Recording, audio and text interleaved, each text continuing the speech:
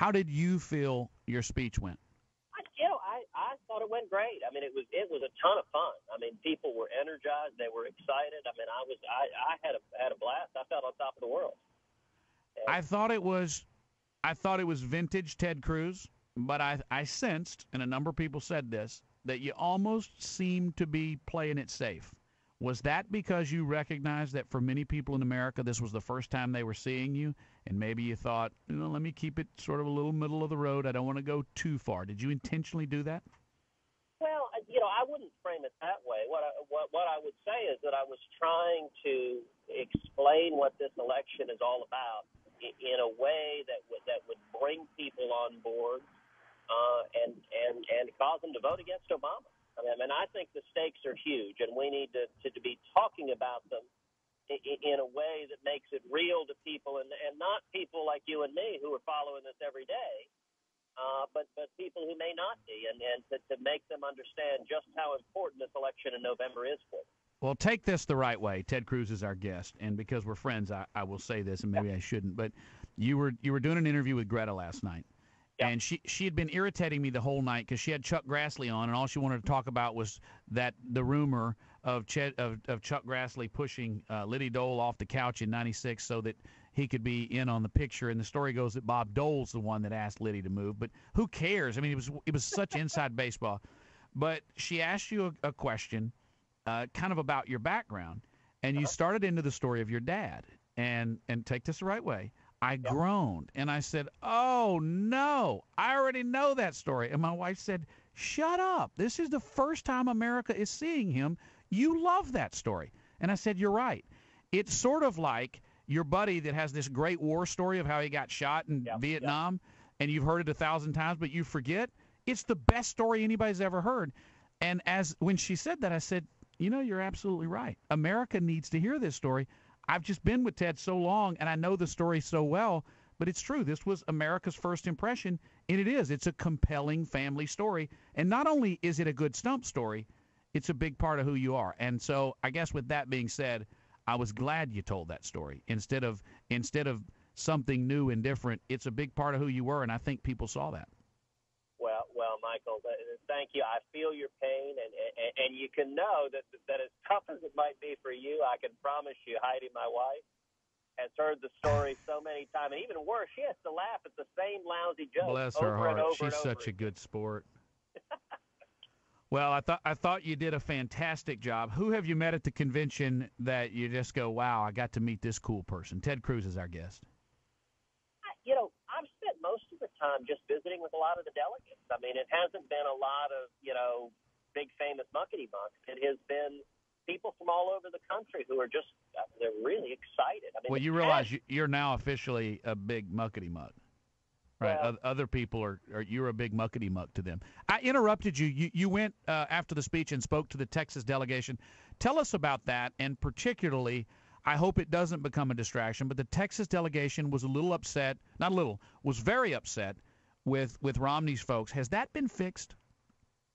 Oh, I think there's still some passions there, and look, I understand the passions.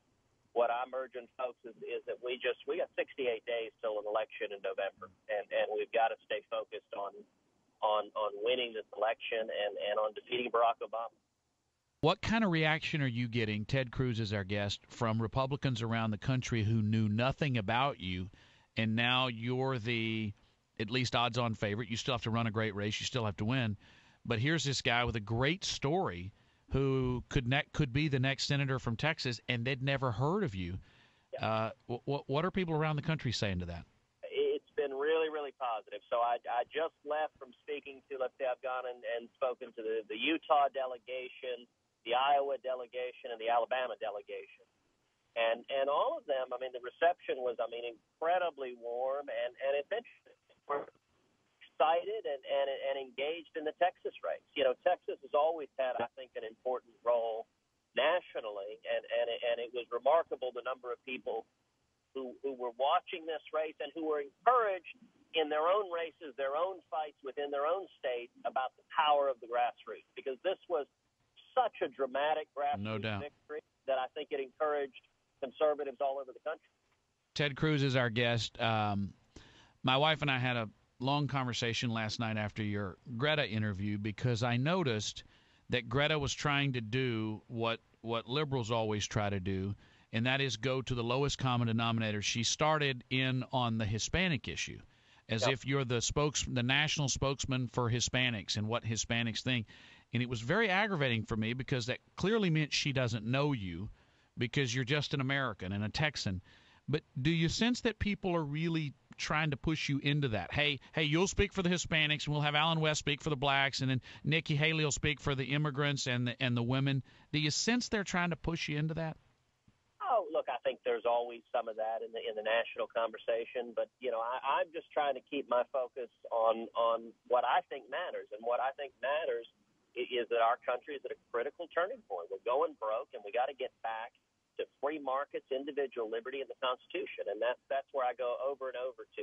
I will have to tell you a funny story. When Heidi and I got back to the hotel room, it was about 1:30 in the morning, and I got on my iPhone and started reading through Twitter, and I think my favorite tweet was the comedian Paula Poundstone, who I don't know, but she tweeted, and she said Ted Cruz said in his speech when his daughter Caroline was born, the national debt was $10 trillion.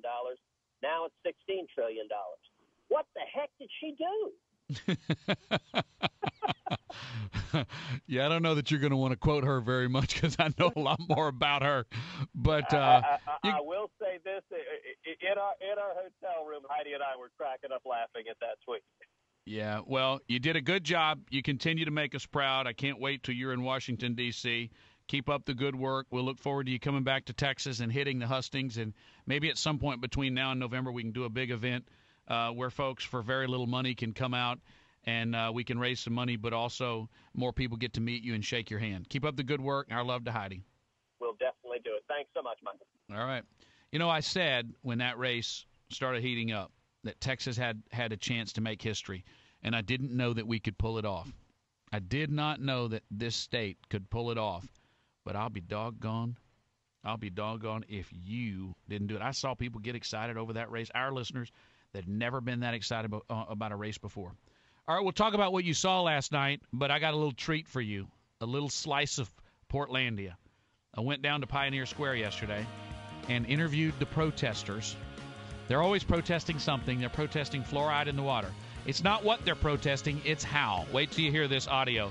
You can see the video, which is even better, at michaelberry.iheart.com. Stay tuned for Frogman. Michael